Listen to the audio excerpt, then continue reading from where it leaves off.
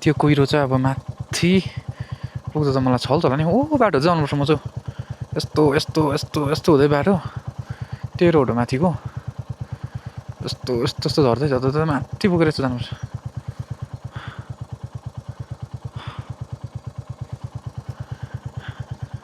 दिन यतिकै भयो भने त राम्रो हुन्छ कि कुहिरो लाग्दैन भने त मजाको देख्थ्यो नि भ्यू पनि हो रड्डी भयो नि कुहिरोले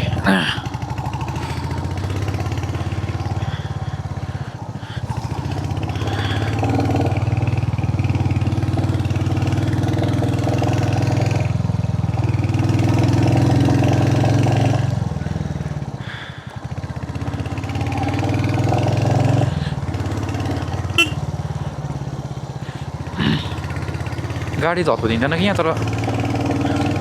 बिहान चाहिँ ट्रकहरू हिँड्दो रहेछ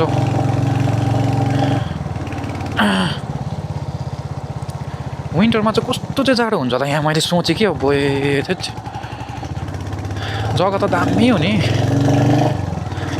तर सधैँ बस्नु चाहिँ होइन कि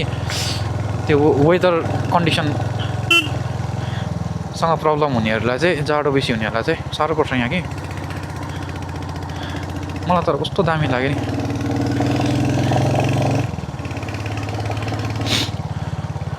वर्थ इट भने जस्तो भयो नि यहाँको त